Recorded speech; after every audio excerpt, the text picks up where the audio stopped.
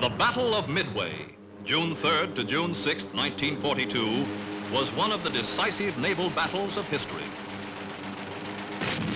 The engagement was decided entirely by air power, with no surface gun action.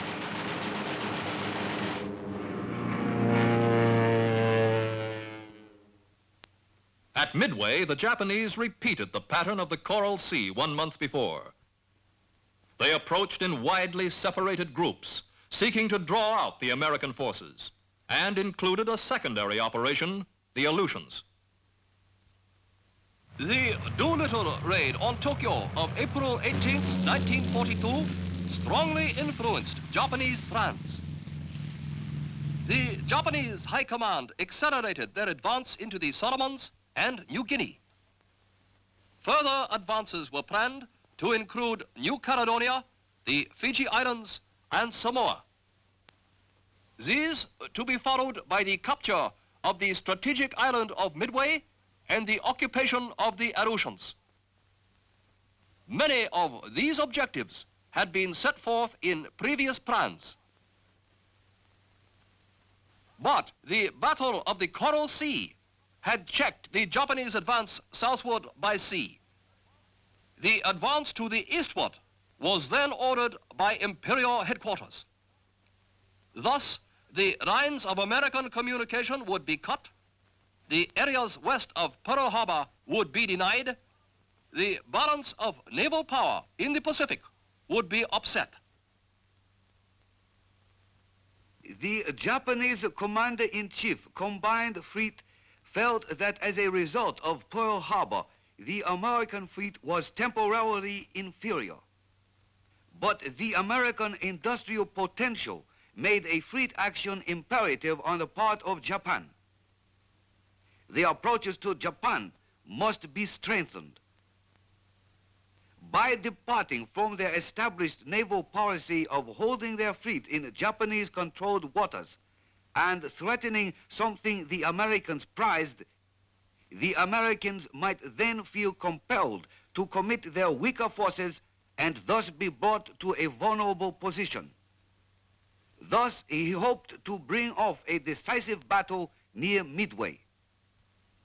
Preceding the Midway attack by 1 day, there was to be reconnaissance in force against Dutch Harbor, which was to be struck a paralyzing blow to cover the seizure of Edak, Kiska, and Attu.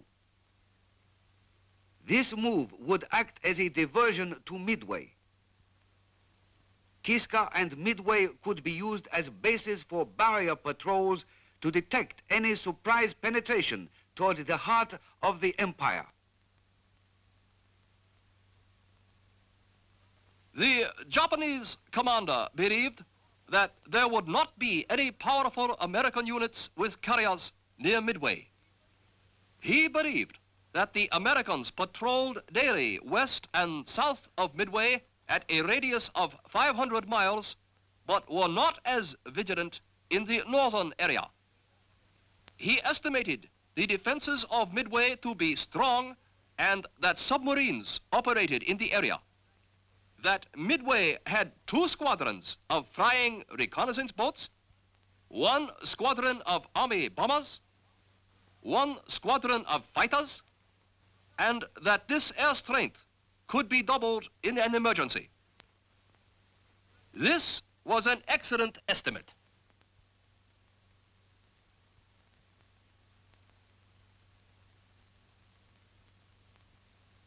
Here is the Japanese commander's estimate of the American surface units in the Hawaiian area.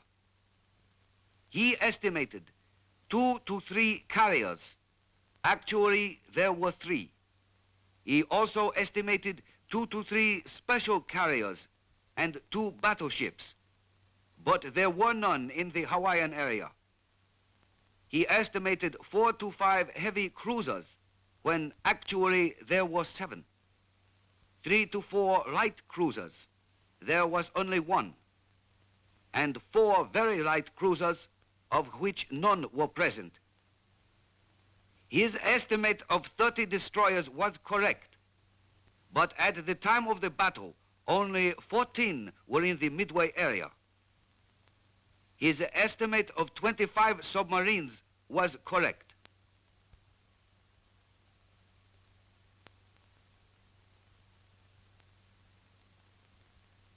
The Japanese commander of the Aleutian forces believed that at Dutch Harbor there were considerable military installations and patrol craft, but he felt it could be captured easily. He also believed that Kiska and Attu had military installations and patrol craft. He estimated that normally there were 20 patrol planes and 10 fighters at Dutch Harbor, that 2 squadrons of patrol planes were in Kodiak and 1 squadron at Sitka. This was a fair estimate, but his failure to learn of the newly constructed Army airfield at Fort Glenn on Umnak Island had an adverse effect on the conduct of his operations.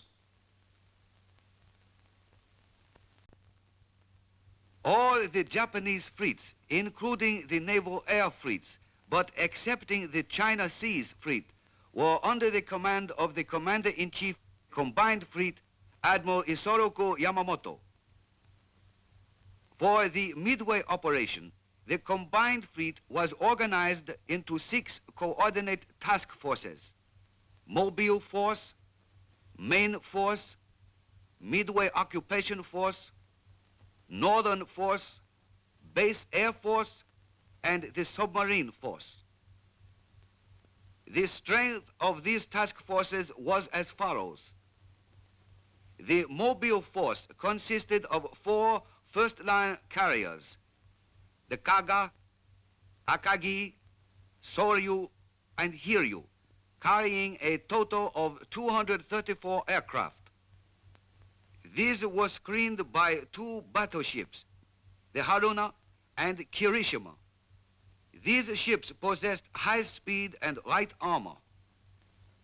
2 heavy cruisers, the Tone and the Chikuma. 1 light cruiser, the Nagara, and 12 destroyers. The force was self-supporting and accompanied by its own surprise ships. This powerful offensive weapon was designed to meet any American threat. But in spite of the lesson of the Coral Sea, the Japanese did not feel the need of more ships for anti-aircraft fire. The main force was composed of 1 aircraft carrier, the Zuiho, 7 battleships, the Nagato, the Mutsu, the Ise, the 65,000-ton Yamato, the Hyuga, the Fuso, and the Yamashiro. 3 light cruisers, the Kitagami, the Oi, and the Sendai. 15 destroyers, and 4 supply ships. This powerful surface force should have been able to defeat the Americans if it had moved against them.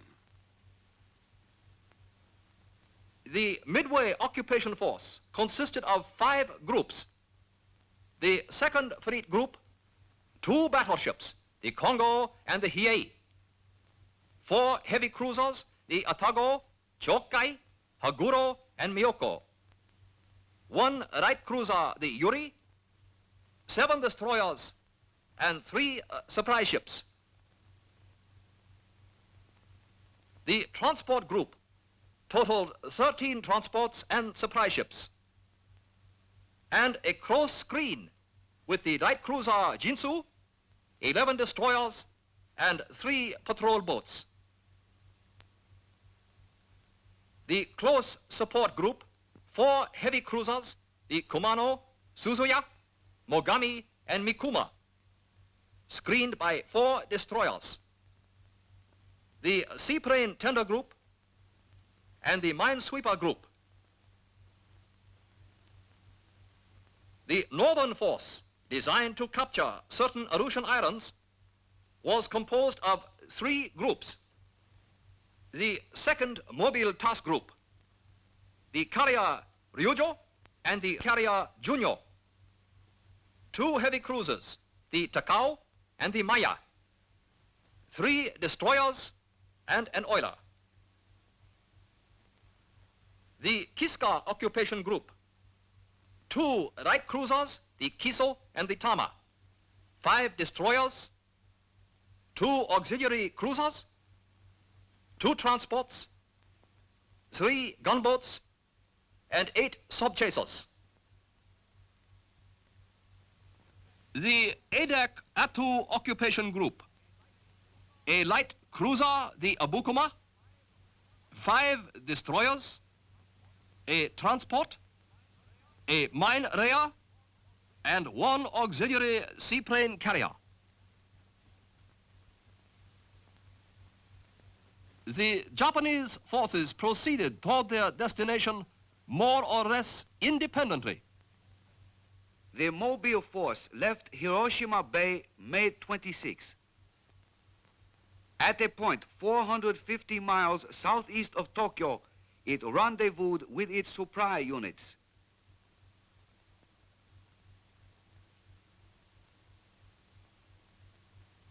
On June 3rd, it was 600 miles northwest of Midway. The main force also departed Hiroshima Bay May 26th.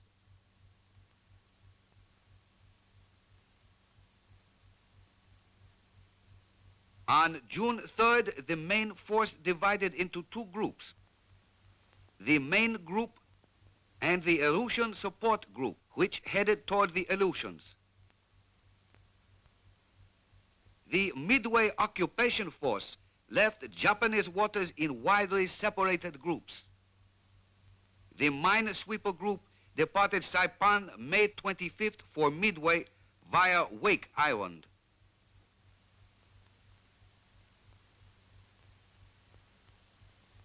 The Transport Group, the Seaplane Tender Group, and the Coast Support Group left Saipan May 27th and 28th.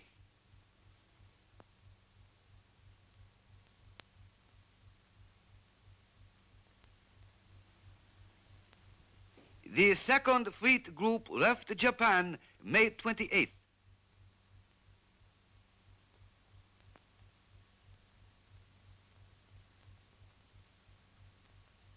This group took position on the left flank of the transport group, seldom closer than 50 miles. The northern force left Japanese waters in 3 separate groups. The Second Mobile Task Group left Honshu Bay May 25th and headed for a point 400 miles from Dutch Harbor.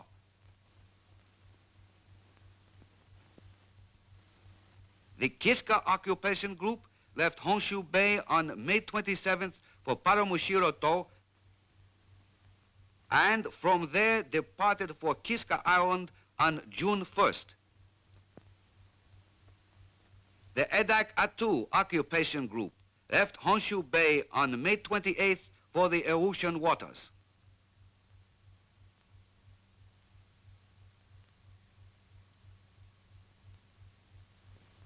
These were the positions of the Japanese forces at 0900 June 3rd. These were the American forces in that area at that time. Throughout this film, the movements of the Japanese forces will be shown in black, the American forces in white. The broad Japanese plan for the Midway operation appears sound, but the wide deployment of the principal forces does not appear sound. The main force could not support the mobile or the occupation force unless they retired upon the main force, which was 600 miles to the westward of the mobile force and an equal distance to the northwestward of the occupation force. The deployment of the northern force was well planned. The raid on Dutch Harbor did succeed in furnishing a diversion from Midway.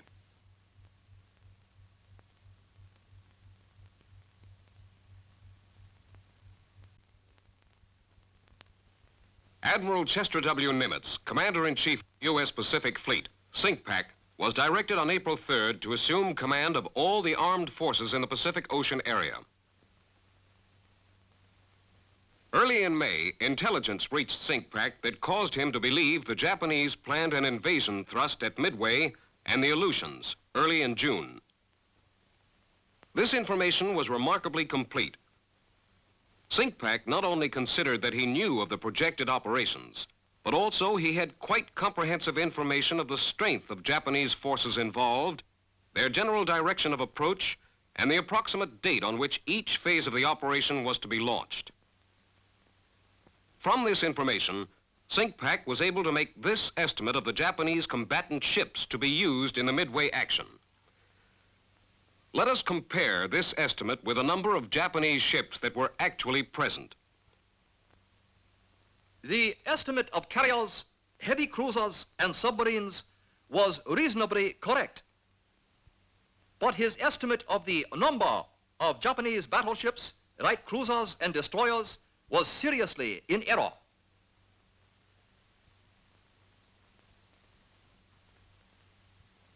Commanding Officer Naval Air Station, Midway, expected that the Japanese carriers would not launch their planes at a greater distance than 200 miles.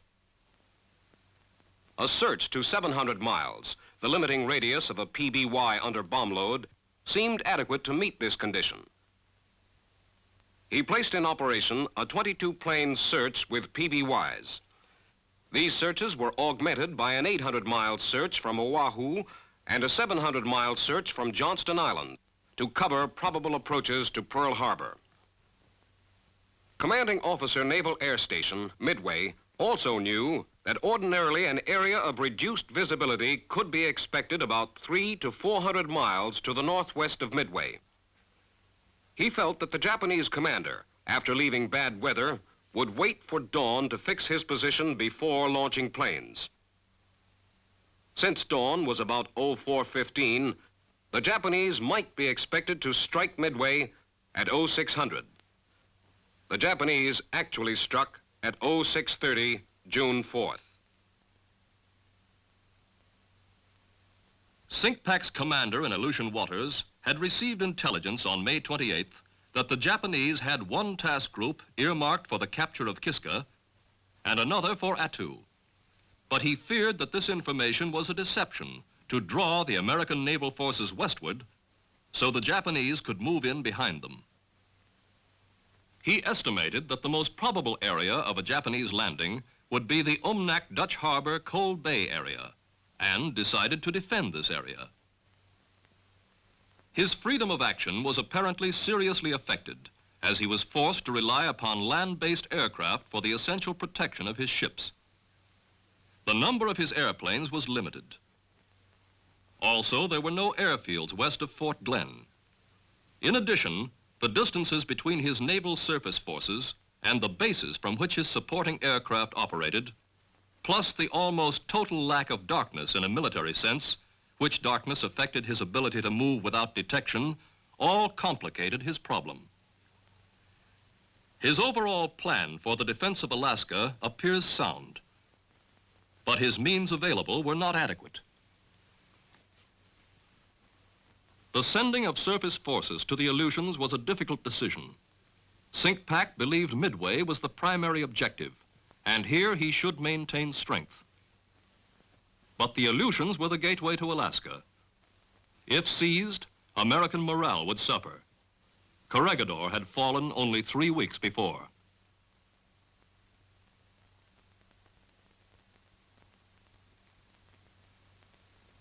On May 12th, Commander-in-Chief U.S. Fleet, Cominch, and Chief of Staff, U.S. Army, informed all subordinates that area boundaries should in no way restrict operations aiding the common cause. This avoided the boundary restraint of the Coral Sea action. On May 14th, a state of fleet-opposed invasion in the Hawaiian coastal and sea frontiers was declared. The principal responsibility to oppose the invasion was given to the Navy, with unity of command in SINCPAC. On May 21st, Cominch declared a prospective state of fleet-opposed invasion in the Aleutians. At the same time, SINCPAC formed Task Force 8, the Northern Pacific Force, under command of Rear Admiral Robert A. Theobald, U.S. Navy, to oppose advance of the enemy in the Aleutian-Alaskan area. Commander Task Force 8 designated the Naval Air Detachment, Alaskan-Aleutian area, as Task Group 8.1 under command of Captain L.E. Gehrys, U.S. Navy, and the 11th Air Force as the Air Striking Group, Task Group 8.3 under the command of Brigadier General S.B. Butler, U.S. Army. This was not in accordance with the Joint Chiefs of Staff directive that, in order to obtain unified air operations, Commander Alaskan Army Air was to command all Army and Navy air groups in Alaska. By this division of command, unity of command of all air forces in Alaska ceased to exist. Task Force 1, composed of the old battleships, was located at San Francisco. It took no active part in the battle. Commander Task Force 11, Rear Admiral Aubrey Fitch in the Chester, was anchored at San Diego June 3rd, arriving from Tonga June 1st. Task Group 11.1, the carrier Saratoga, the cruiser San Diego, and 4 destroyers were en route toward Pearl Harbor, commanded by Captain D.C. Ramsey, U.S. Navy, in the carrier Saratoga. Task Force 7, the submarine force, was divided into Task Group 7.1, the Midway patrol of 12 submarines. Task Group 7.2, the support patrol of 3 submarines. Task Group 7.3, the Oahu patrol of 4 submarines. Commander Task Force 7 was Rear Admiral Robert H. English, U.S. Navy. He stationed his submarines as indicated because SINCPAC's intelligence pointed to a Japanese attack through the northwest quadrant. Task Force 16, under the command of Rear Admiral Raymond A. Spruance, had been recently recalled to Pearl Harbor from the South Pacific area. Task Force 16 consisted of 2 first-line carriers, the Enterprise and Hornet, 5 heavy cruisers for screen, the Vincennes, New Orleans, Minneapolis, Pensacola, Northampton, 1 light cruiser, the Atlanta, and 9 destroyers, the Phelps, Balch, Ellett, Maury, Monaghan, Warden, Aylwin, Benham, and Cunningham. Task Force 17, under the command of Rear Admiral Frank Jack Fletcher, with the carrier Yorktown damaged in the Battle of the Coral Sea, arrived in Pearl Harbor May 27th. The rapidity of emergency repairs allowed Task Force 17 to sortie 3 days later. Task Force 17 had the Yorktown, a screen of 2 heavy cruisers, the Astoria and Portland, and 5 destroyers, the Russell, Hughes, Morris, Anderson, and Hammond.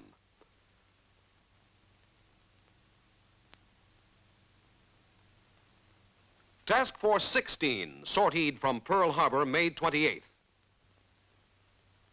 Task Force 17 sortied May 30th. Task Force 17 rendezvoused with Task Force 16 June 2nd. On June 3rd, they were 320 miles from Midway. The 2 task forces operated independently. It was then believed that a 1-carrier task group could maneuver better under air attack and avoid collisions. This striking force, Task Force 16 and Task Force 17, was the main opposition to the seizure of Midway. Its air groups were well trained, although the Hornet crew lacked combat experience in the Pacific. SINCPAC placed this striking force where he could either outflank the expected Japanese forces or transfer it to the Aleutians. Cominch directed SINCPAC to oppose the Japanese forces by attrition tactics only and not to unduly risk cruisers and carriers. In compliance, SINCPAC directed his striking force commanders to be governed by the principle of calculated risk, the avoidance of exposure to attack by superior forces without good prospect of inflicting greater damage to the enemy.